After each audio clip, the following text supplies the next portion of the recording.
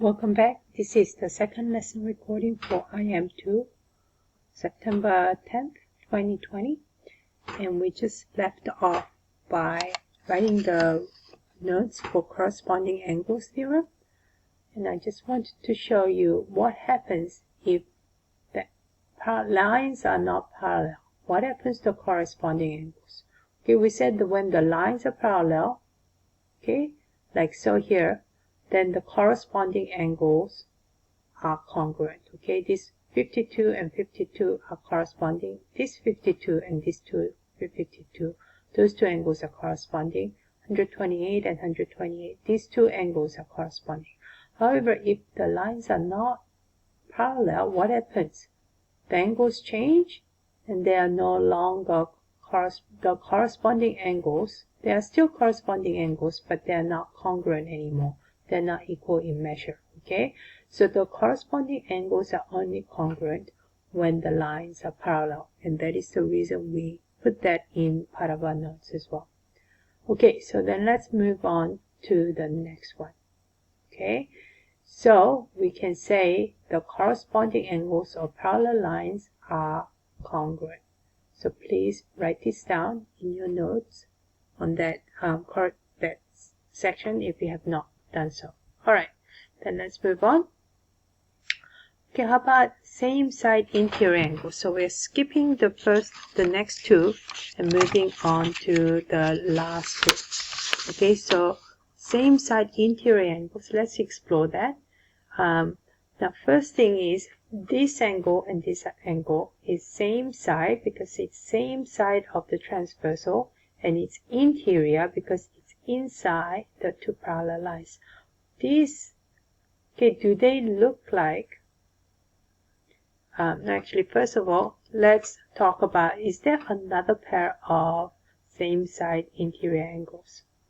Okay, and yes, that's an interior angle, and that is same side as this one. Okay, so I can mark those. There's another angle, and then there is another angle. So the two black angles are same side interior angles, angle pairs. Then two green angles are same side interior angle pairs. Okay.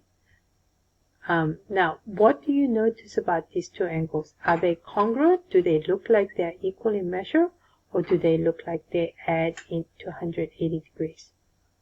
They add to 180 degrees, so they're supplementary. Okay, so I would like you to write on the note that same side interior angles of parallel lines are supplementary. Find the same side interior angles theorem and write that down, please. Okay, assuming you have done so, let's move on. Alright, how about parallel lines of alternate interior angle? Alternate interior angles? Alternate means they're opposite side of the transversal. Interior means they are inside the two parallel lines. So they are alternate interior angles. And do they look like they're congruent? Or do they look like they're supplementary? Do they look like they're adding up to 180 degrees? Well, look at this. This is an obtuse angle, and this is an obtuse angle. Will these two obtuse angles add to be 180 degrees? No, it's going to be more than 180 degrees, because by definition, this has to be like maybe 120 degrees or 120 degrees. So it's not going to be supplementary, but they do look like they are congruent, don't they? Okay? This is again only the case if the lines are parallel. So I am going to say they are congruent. So I would like you to write this down. Alternate interior angles of parallel lines are congruent. I would like you to write that down under alternate interior angles theorem, please. Okay, assuming that you have done so. What about parallel lines of the same side exterior angles? Same side exterior angles, they are the same side of the transversal, but they are outside of the two parallel lines. So these are my two same side exterior angles. And do they look congruent, or do they look supplementary? Well, there's an obtuse angle and there's an acute angle. Now there is more likely that it's going to be supplementary. So it is indeed supplementary. And I'm going to show you a proof of that in the exploration in a minute. Okay, so for now I'm just writing it down. So same side exterior angles of parallel lines are supplementary. Please write this down under same side exterior angles. Then lastly, parallel lines and alternate exterior angles. These are alternate exterior angles. They are exterior because they are outside of the two parallel lines, and they're alternate because they're opposite side of the transverse of the blue line.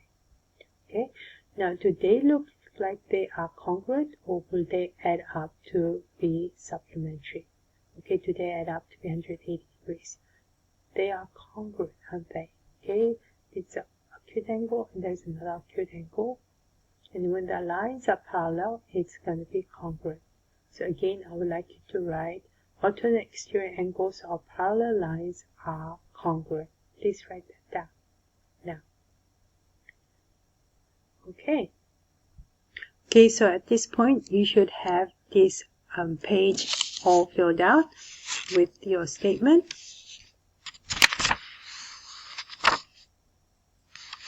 And you can pause the video if you need to copy this down. Okay, so here is a quick summary of what you should have. Now we're going to go on to GeoGebra exploration. And I have the link for you in your in Canvas for you to do this yourself. Okay. Okay, so if you turn the get to GeoGebra, what you can do is you can click on first corresponding angles. So it is going to show us two corresponding angles first of all. Look at that, they both have the same measure. Okay, what if we change the transversal angulation? Is that always going to be the case? Yeah, the angle measure is always going to be the same. Okay, do we have another corresponding angle? Okay, this two will be another corresponding angle. Another pair of corresponding angles, those two, the blue angles are corresponding angle pair. And then lastly, those two red angles are corresponding pair angles. And they are always congruent. Okay? Alright, then let's look at the alternate interior angles. Alternate interior angles. They're the alternate interior angles, and regardless of the change, it is always going to be congruent. It's going to be the same. Is there another pair of alternate interior angles?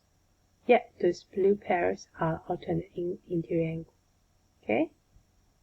Now, as long as they are parallel, the lines are parallel, it's always going to be equal.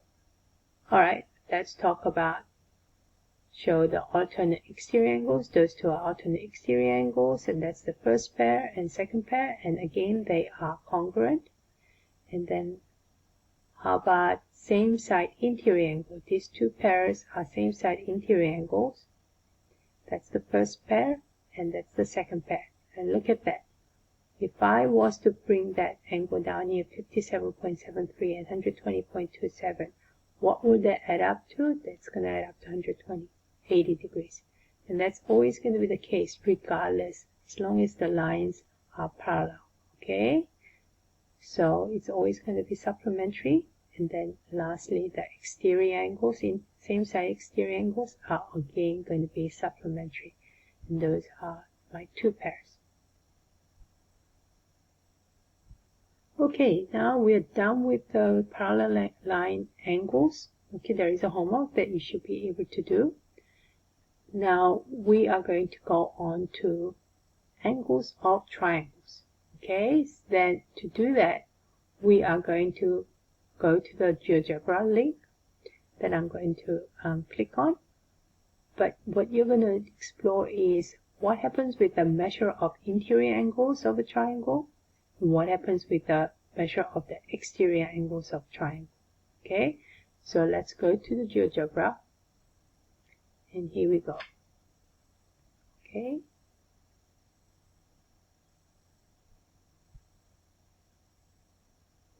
better.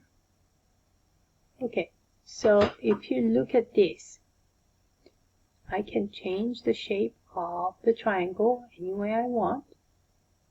But when it says slide here, okay, what happens with the interior angles, as we've already know, they always add up to 180 degrees, okay, which is pretty cool. Now we're going to show the exterior angles. Those are the exterior angles that we learned. Okay, if you just extend the one side of the angle, then that becomes the exterior angle, and exterior angle there.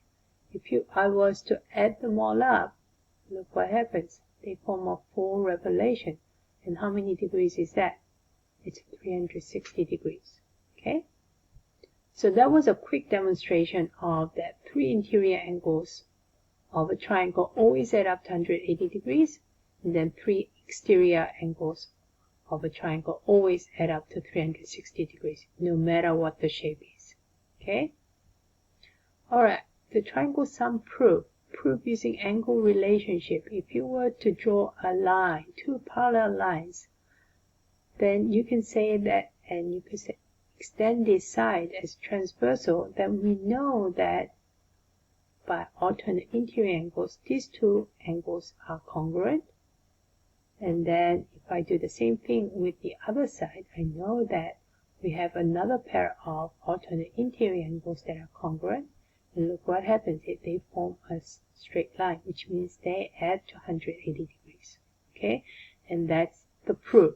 And up to now, you've demonstrated just by cutting up the pieces, but this is the real proof now using the alternate interior angles theorem. Great. Okay, then now we're going to explore the triangle angles and side. The question we're going to be asking is, when you look at this triangle, we have triangle. What sort of triangle is this? When we have sides that are all different, they are scaling triangle. This is a scaling triangle. Okay. Now, what is the smallest angle? When you are eyeballing it, what do you think is the smallest angle? This looks like the smallest angle to me. Okay, angle C. Okay, what about the largest angle? The largest angle to me is pretty obvious. The only obtuse angle is angle B. Okay, is there a relationship between the longest side and the largest angle? Which is the longest side? The longest side is 40. Okay, that's the longest side. Which is the largest angle? The largest angle we said was angle B. Okay, so look at the position. It's opposite the largest angle. The largest side is opposite to the largest angle. What about, okay, so that's the conclusion you can make. Largest angle is opposite the longest side. What about the shortest side? Shortest side is the 20, which is the smallest angle, is angle C. And look what's happening. It's opposite from each other. Okay? So that's our conclusion, is the smallest angle is opposite the shortest side.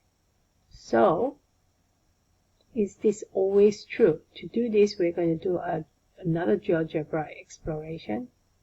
Here we go. Okay, so with this, we can change the vertex. Okay, we can change the shape any way we want. Okay, I want you to try to do this yourself. Get the link from Canvas and try to do this, and look at the relationship between which is the longest side. This is the longest side here, and it's opposite the largest angle. Okay, what about the smallest? Smallest side is 9.8. Okay, 9.8 is smaller than 12.5 or 16.4, and it is opposite across from the smallest angle.